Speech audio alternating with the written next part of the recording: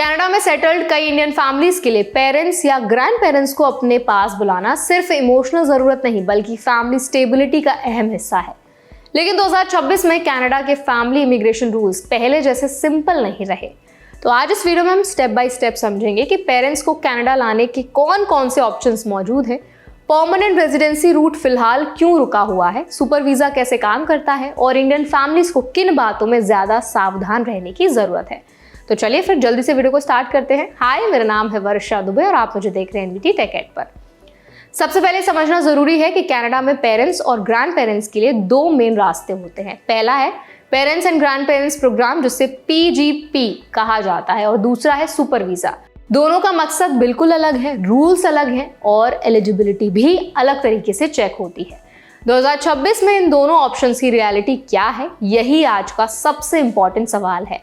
PGP यानी parents and grand parents programme Canada का main family reunification programme है। इसके तहत कैनेडियन सिटीजन्स और परमानेंट रेजिडेंट्स अपने पेरेंट्स या ग्रैंड पेरेंट्स को परमानेंट रेजिडेंसी के लिए स्पॉन्सर कर सकते हैं। इसका मतलब ये होता है कि पेरेंट्स कनाडा में परमानेंटली रह सकते हैं, काम कर सकते हैं और रेजिडेंसी रूल्स फॉलो करते हुए लॉन्ग टर्म सेटल हो सकते हैं। लेकिन 2026 में यही ऑप्शन सबसे ज्यादा रिस्ट्रिक्टेड हो गया है। IRCC यानी immigration, refugees and citizenship Canada की ऑफिशियल जानकारी के मुताबिक 2026 में पेरेंट्स और ग्रैंड पेरेंट्स कैटेगरी के तहत सिर्फ 15,000 एडमिशंस रखे गए हैं। इससे भी ज्यादा इंपॉर्टेंट बात यह है कि 1 जनवरी 2026 से नए स्पॉन्सरशिप एप्लीकेशंस एक्सेप्ट नहीं किए जा रहे हैं। इसका मतलब साफ है कि अगर किसी इंडियन फैमिली ने पहले से एप्लीकेशन नहीं डाली है तो फिलहाल नया PGP फाइल करना पॉसिबल नहीं है। IRCC ने क्लियर किया है कि प्रोसेसिंग सिर्फ पुराने केसेस की होगी। इसमें 2025 इनटेक के तहत इनवाइट की गई करीब 10,000 एप्लीकेशन शामिल हैं, जिनका इनटेक अक्टूबर 2025 में बंद हो चुका था। नए एप्लीकेंट्स को अब फ्यूचर अपडेट का इंतजार करना होगा, यानी परमानेंट रेजिडेंसी वाला रास्ता 2026 में प्रैक्टिकली होल्ड पर है। PGP के एलिजिबिलिटी रूल्स भी समझना जरूरी है ताकि फैमिलीज फ्यूचर प्लानिंग सही तरीके से कर सकें।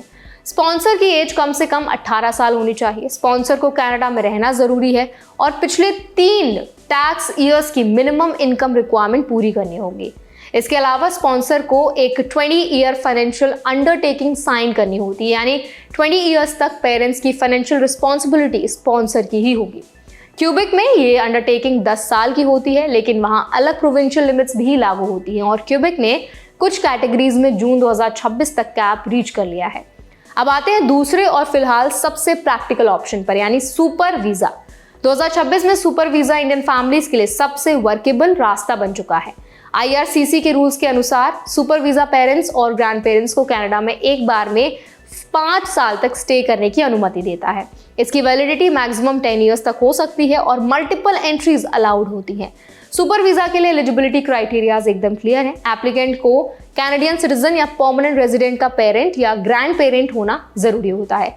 कनाडा में रहने वाले होस्ट को लो इनकम कट ऑफ पूरा करना होता है। जुलाई 2025 में IRCC ने ये इनकम थ्रेशोल्ड अपडेट किया था, जिसमें सिंगल पर्सन हाउस होल्ड के लिए मिनिमम इनकम $30,526 रखी गई है। फैमिली साइज बढ़ने के साथ ये अमाउंट भी बढ़ती है। इसके अलावा सुपर वीजा के लिए कुछ जरूरी कंडीशंस होती हैं।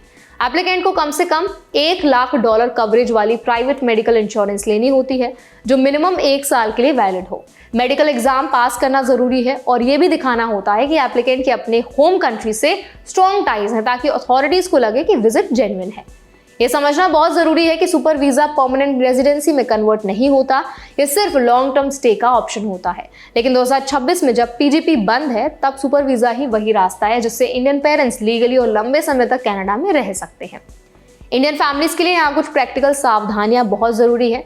सबसे पहले इनकम कैलकुलेशन में कोई भी मिस्टेक नहीं होनी चाहिए। कई एप्लीकेशन सिर्फ इसीलिए रिजेक्ट हो जाती हैं क्योंकि सही टैक्स डॉक्यूमेंट्स या अपडेटेड इनकम प्रूफ नहीं लगाएगा। दूसरा, medical insurance policy IRCC guidelines के हिसाब से ही होनी चाहिए। शॉर्ट टर्म या इनएडुकेट कवरेज वाला इंश्योरेंस रिजेक्शन का बड़ा कारण बनता है। तीसरी अहम बात है इंफॉर्मेशन सोर्स। IRCC खुद एडवाइस करता है कि फैमिली सिर्फ canada.ca और ऑफिशियल IRCC चैनल्स पर दी गई अपडेट्स पर ही भरोसा करें। व्हाट्सएप फॉरवर्ड्स या फिर अनऑफिशियल एजेंट्स की बातों में आकर गलत एप्लीकेशन डालना नुकसानदेह हो सकता है, खासकर ऐसे समय में जब रूल्स फ्रिक्वेंटली चेंज हो रहे हैं। तो आई होप इस वीडियो में आपको समझ आ गया होगा कि अगर आप कनाडा में रहते हैं और अपने पेरेंट्स को वहाँ बुलाना चाहते हैं लॉन्ग टर्म के लिए, तो उसके लिए क्या क्या रास्ते अवेलेबल हैं और कैसे आप लीगली ये सारी चीज़ें कर सकते हैं।